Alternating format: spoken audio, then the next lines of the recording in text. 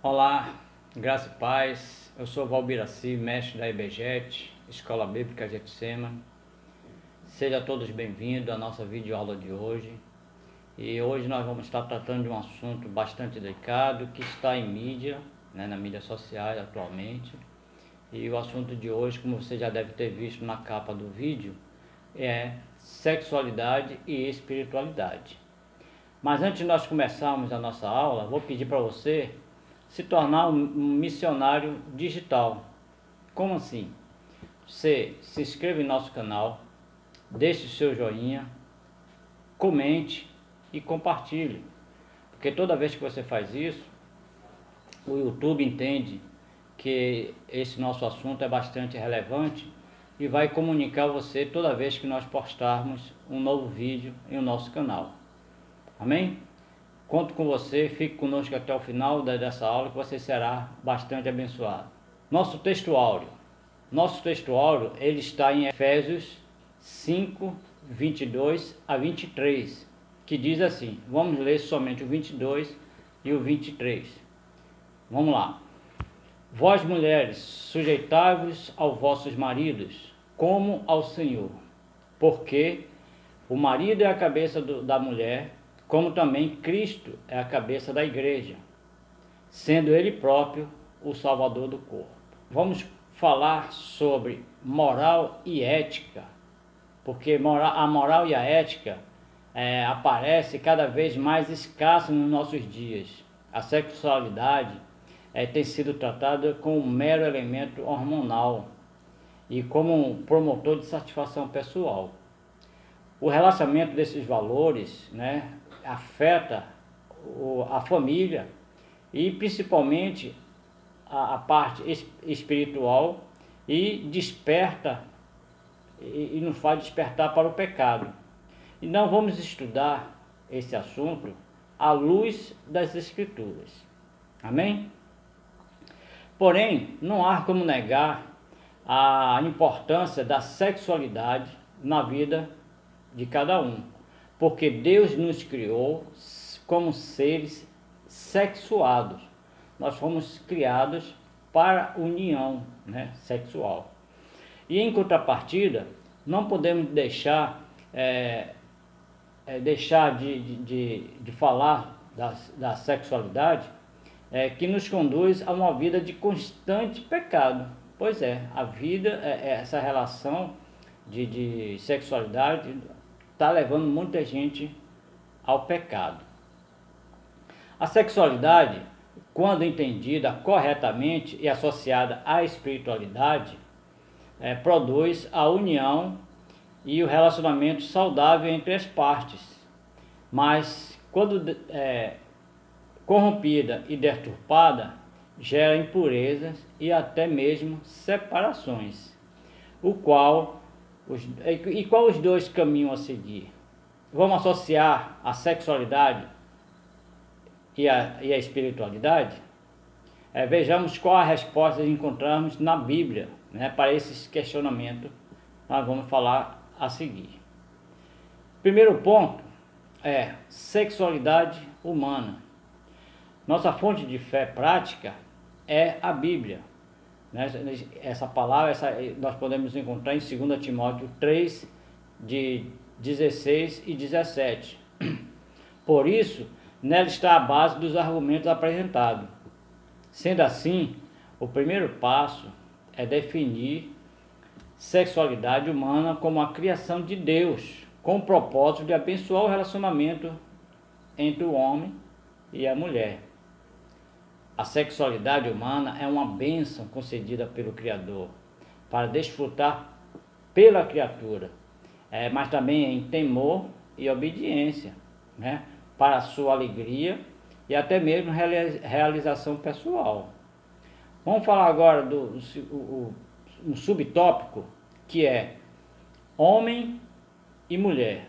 Lá em Gênesis, quando Deus fez toda a criação, que Deus preparou todo o ambiente, Deus criou o homem e a mulher. Mas como criou? Ele criou como seres sexuados, como nós já falamos, e também criou macho e fêmea. Podemos vê em Gênesis, quando Deus criou os animais, Ele criou também macho e fêmea. E assim Ele fez com o homem.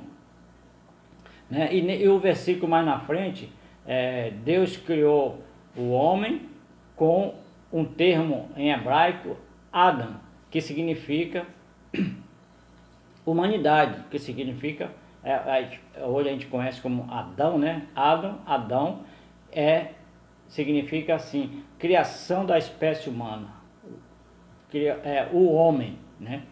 Porém, a segunda vez que ele retrata sobre o homem, ele já não fala mais como Adão, ainda não existe. Então, vem a palavra hebraica para o homem Zakar, que significa macho. Ao ler, e a palavra hebraica para a mulher é Nejeibá, né, que significa fêmea. E Deus criou os seres humanos, machos e fêmea, tendo como propósito a união sexual. Amém? E no segundo subtópico, nós vamos falar de um homem e uma mulher. Deus criou o homem macho, posteriormente a mulher. Todos nós sabemos como foi que Deus criou o homem, né?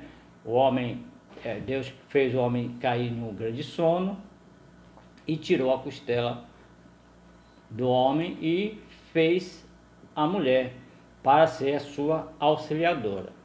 Amém? Então a gente pode ver isso em Gênesis 2, 24. Enfatiza ele enfatiza a completa identificação das duas personalidades, né? E criou a união ou casamento, né? A entidade casamento, família. A passagem nos diz que Deus instituiu o casamento e este é monogâmico, somente um homem e uma mulher, né? E também é heterossexual, a união completa entre as pessoas. Deus reafirma o padrão, esse tipo de padrão monogâmico, em Marcos 10, 7 e 9 e também em Efésios 5, 31. Note também que em outra passagem, em 1 Coríntios 7, 2, a ênfase que Paulo dá para o casal é que cada um tenha a sua própria esposa e cada uma tenha seu próprio marido. Isso é que Paulo está fazendo. E Deus também enfatiza e exclui também a poligamia, né? Então é proibido, né? Deus instituiu a poligamia. O homem foi feito para uma mulher e uma mulher para o homem, somente. A afirmação de Paulo também implica que uma vez consumado o casamento, não pode mais, né, separar, somente a morte, né? A palavra de Deus diz assim, que Deus uniu, o homem não separe. Amém? Vamos lá.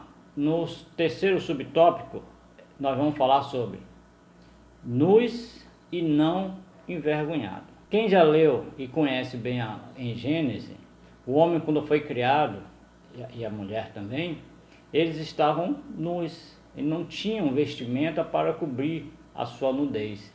Mas nem isso era motivo de vergonha. Essa passagem, essa vergonha só veio após o pecado. Ora, em outra passagem, o homem e a mulher estavam nus e eles não se envergonhavam, não. Aqui temos um cenário extremamente íntimo e ao mesmo tempo sem corrupção. Um casal cuja sexualidade estava íntegra à espiritualidade, impedindo qualquer pensamento indecoroso, né? Eles não tinham pensamentos ruins naquela época, porque não tinha ainda o pecado, não habitava entre eles.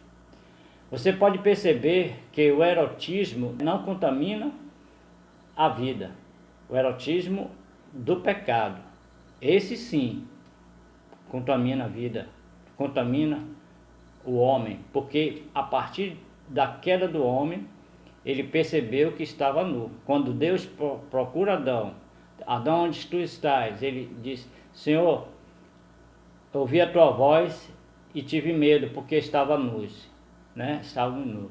E Deus ali, eu disse, Adão, você comeu do fruto proibido, que eu pedi, que eu informei para não comer?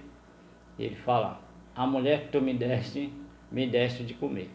E Deus aí coloca umas proibições, uns castigos para ele, mas no final dessa passagem você vai ver que Deus, o próprio Deus, cozeu roupas de couro, né, de animais, e vestiu o homem e a mulher.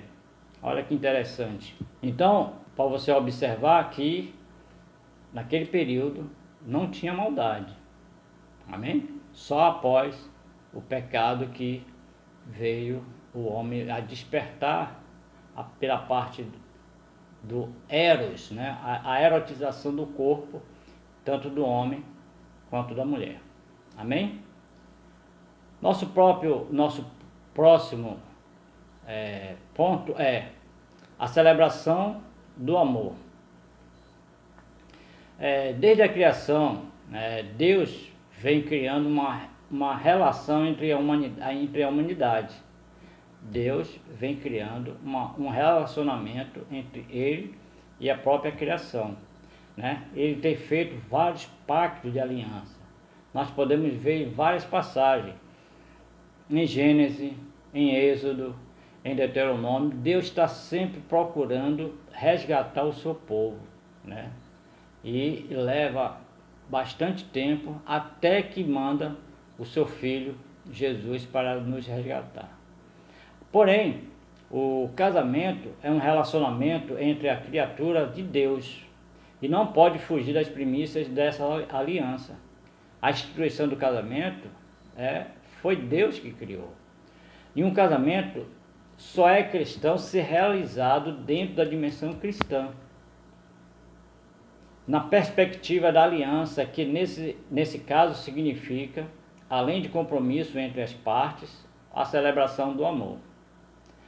Assim como o livro de Gênesis, como nós já falamos, nos oferece uma visão clara e definitiva sobre sexualidade, o livro de Cantares, né, Cântico dos Cânticos, nos oferece elementos importantes que nos esclarecem sobre o eros, o amor conjugal. Deve-se destacar que o livro de Cantares apresenta bastante sexualidade como celebração do amor conjugal. E esse amor conjugal, esse livro de Cantares, ele fala do relacionamento de Salomão com sua mulher, né, sua esposa Sulamita. É bastante interessante esse livro. Ele mostra desde do início da conquista e vai passando pela cerimônia do casamento e seguindo pela noite de núpcia, e depois vai pela celebração do amor pelo meio de reconciliação, porque também teve condições, teve parte onde houve uns atritos, mas depois ele vem, se reconcilia um com o outro. E por último, a demonstração da essência do amor. Leia Cântico dos Cânticos, Cantares. Você vai ficar bastante interessado nesse assunto e você vai ver como foi que Salomão declarava o seu amor pela sua esposa Sulamita. Eu posso dizer para você que tem muitos elogios ali que atualmente já não nos cabe, né? A pessoa não vai gostar muito dos elogios que Salomão dava naquela época, mas era um princípio daquele momento, né? Que as coisas belas daquele momento, um se relacionava com o outro. Amém? Vamos lá para a nossa segunda parte, que é a parte principal, que é sexualidade e espiritualidade. Podemos afirmar sim que a sexualidade e a espiritualidade, elas não são inimigas, elas não trabalham opostamente. Elas são complementares, elas são amigas, podemos dizer assim.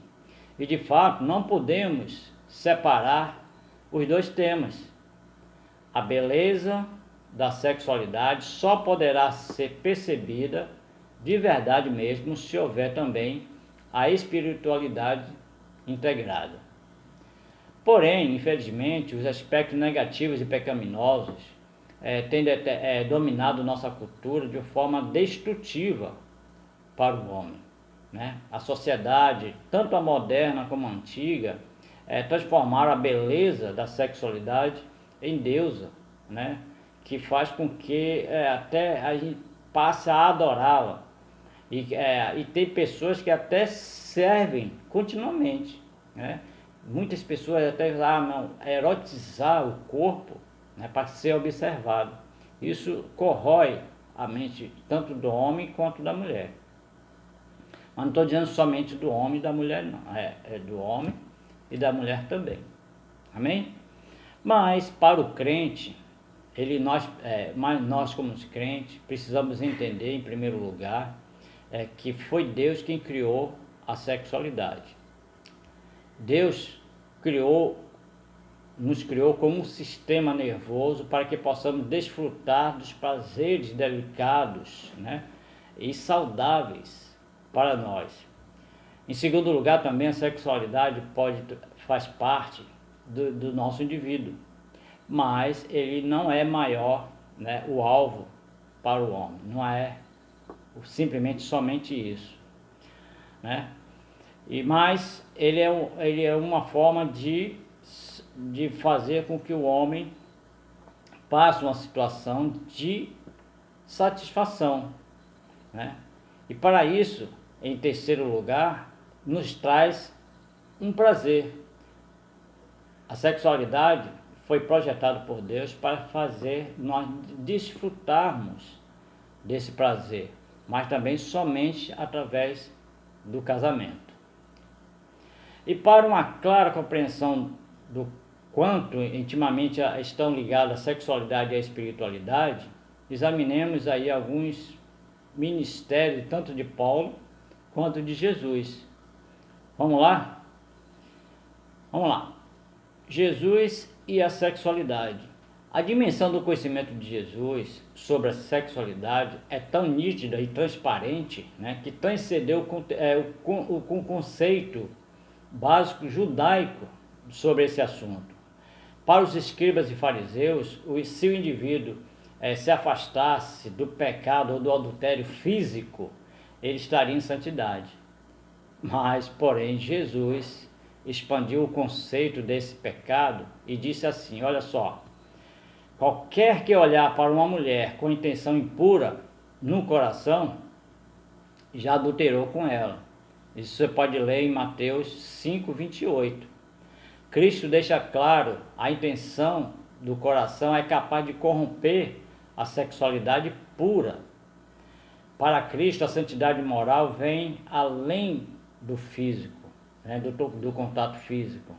É necessário que haja uma santidade e somente em pensar nós já pecamos. Muitos já pensam assim: não, eu nem toquei na mulher, mas o pensamento já está pecando. Jesus também deixou claro em seu autoconhecimento sobre casamento, lá em Mateus 19. Mais uma vez os fariseus armaram uma cilada, né, para tentar pegar Jesus em algum erro, né, nessa passagem aqui. Para que ele podia justificar o divórcio, né? Jesus, porém, respondeu apelando para o ensinamento lá de Gênesis. Não só mais duas, e sim uma só carne, né? Jesus volta à criação, porque ele sabe o coração do homem, sabia qual era a intenção dos fariseus daquele momento. Ele realmente vai para a criação e fala que o homem e a mulher faz uma só carne. Nessa palavra de Jesus somos confrontados, né, com grandes mistérios da realidade unificadora, unificadora de vida, que é um conceito de uma só carne.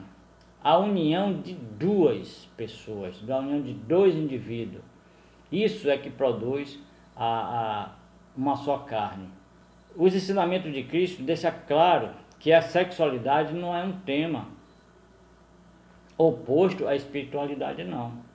Jesus está explicando certinho como devemos nos comportar como homem como mulheres, como casais, como família, né, como envolvido dentro de um matrimônio. Jesus está colocando bastante claro essa vida que precisa ser comprometida tanto no relacionamento entre o homem e a mulher, como o casal até o próprio Deus. Mas vamos para o que Paulo fala. Vamos lá. Paulo e a sexualidade. Embora nós não tenhamos conhecimento de que Paulo fora casado, mas ele traz bastante autoridade nesse conhecimento, nesse assunto, no conhecimento desse assunto.